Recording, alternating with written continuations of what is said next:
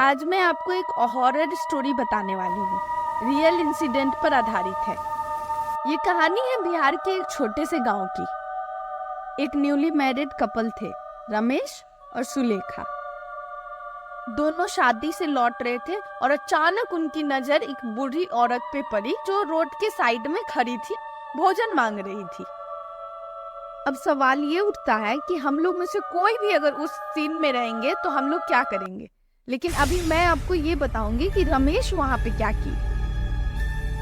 रमेश ने उसे खाना दे दिया, लेकिन उसकी वाइफ यानी कि सुलेखा मना कर रही थी कि वो एक अजीब सी मिस्टीरियस औरत लग रही है, उससे दूर रहो। लेकिन रमेश ने उसकी बात नहीं मानी और उसने खाना दे दिया। सुलेखा की मना करने वाली बात बूढ़ी औरत ने सुन ली और ये श्राप दिया कि तुम्हारा गुस्से का बदला तुम्हारा पहले बच्चे के साथ लिया जाएगा, क्योंकि बूढ़ी महिला एक चुड़ैल थी, यानी कि सुलेखा सही थी। साल बीत गए, सुलेखा ने सुंदर बेटी को जन्म दिया, लेकिन 7th डे चुड़ैल यानी कि वो बूढ़ी औरत ने बच्चा को उठा लिया और गायब हो गई। जैसे ही दिन हुआ, रमेश और सुलेखा अपने बच्चे को ढूंढने लगे और ढूंढते ढूंढते पूरा गांव छान मारे।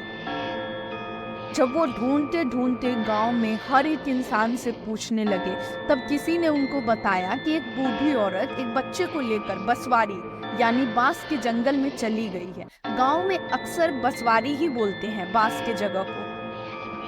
और जब ढूंढते हुए वो बसवारी में गई तो देखी कि बच्चा चुड़ैल के साथ खेल रहा था। ये देखते ही उनके होश उड़ गए और सुलेखा जोर जोर से रोने लगी। फिर जैसे तैसे करके कुछ उपाय करके वो अपना बच्चा को तो चुड़ैल से आजाद कर ली, लेकिन घर लाने के बाद भी कुछ दिन तक बहुत अजीब अजीब घटनाएं उनके साथ होती थी। फिर वो अपना कहानी अपने गांव वाले से शेयर की। फिर गांव वाले उनको अपने जान पहचान के तांत्रिक के पास ले गए। जब वो तांत्रिक के पास ले गए तो उन्हें पता चला कि बच्चा भले आजाद हो चुका है चुड़ैल से, बट वो अभी भी उसके ही कब्जे में है। मतलब जो चुड़ैल जैसा बोल रही थी वो बच्चा वैसा ही कर रहा था, क्योंकि वो उसके कब्जे में था।